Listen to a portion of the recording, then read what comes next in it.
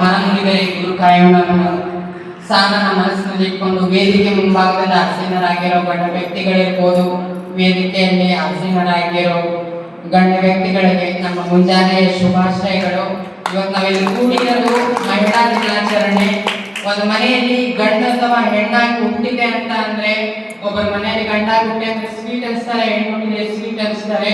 ಅದೇ ರೀತಿ ನಮ್ಮಂತ ಮಕ್ಕಳು ಹುಟ್ಟಿವೆ ಅಂತ ಅಂದ್ರೆ ಫಸ್ಟ್ ಗೊತ್ತಾಗಿರಲ್ಲ. ಅದರೊಳಗೆ ಸಮಾಜದ ಹೋರಾಟದ ಹಾದಿಯಲ್ಲಿರೋ ನಮ್ಮ ಪೀಳಿಗೆಯನ್ನ ನೀವು ಮಹಿಳಾ ದಿನಾಚರಣೆಗೆ ಸ್ವಾಗತ ಮಾಡಿರೋ ಕಾರಣ ನೀವೆಲ್ಲ ಸೆಂಟ್ ಜಾನ್ ಸ್ಕೂಲಿನ ವತಿಯವರು ಇರ್ಬೋದು, ಅಗರಬತ್ತಿಯವರು ಇರ್ಬೋದು, ಈ ವೇದಿಕೆ ಮೇಲೆ ಅದರ ಕುಂತಿರೋ ಪ್ರತಿಯೊಂದು ಮಹಿಳೆಯರಿಗೆ ನಮ್ಮ ಲಿಂಗತ್ವ ಅಲ್ಪಸಂಖ್ಯಾತರ ಕಡೆಯಿಂದ ಮಹಿಳಾ ದಿನಾಚರಣೆಯ ಶುಭಾಶಯಗಳು.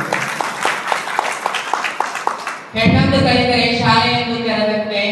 ಹೆಣ್ಣು ಮೊದಲು ಮಗು ಆಗ್ತಾಳೆ, ಅದೇ ರೀತಿ ತಂಗಿ ಆಗ್ತಾಳೆ, ಅಕ್ಕ ಆಗ್ತಾಳೆ, ತಾಯಿ ಆಗ್ತಾಳೆ, ಒಂದು ಮನೆ ಸೇರಿ ಸೊಸೆ ಆಗ್ತಾಳೆ. ಎಲ್ಲ ಪಾತ್ರವನ್ನು ನಿಭಾಯಿಸೋ ಒಂದು ದೊಡ್ಡ ಕಾರ್ಯ ಅಂತಂದ್ರೆ ಹೆಣ್ಣಿನ ಕೈಲಿದೆ.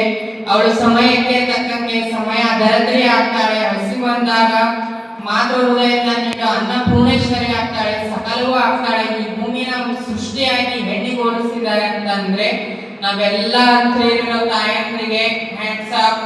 once again ಮಹಿಳಾ ದಿನಾಚರಣೆಯ ಶುಭಾಶಯಗಳು. ಇದೇ ರೀತಿ ನಿಮ್ಮ ಸಹಕಾರ ಯಾವಾಗಲೂ ನಮ್ಮ ಲಿಂಗತ್ವ ಅಲ್ಪಸಂಖ್ಯಾತರ ಜೊತೆಗಿರ್ಲಿ ಅಂತ ಕೇಳ್ಕೊಳ್ತಿದ್ದೀನಿ. ಇಷ್ಟೇ ನನ್ನ ಮಾತು.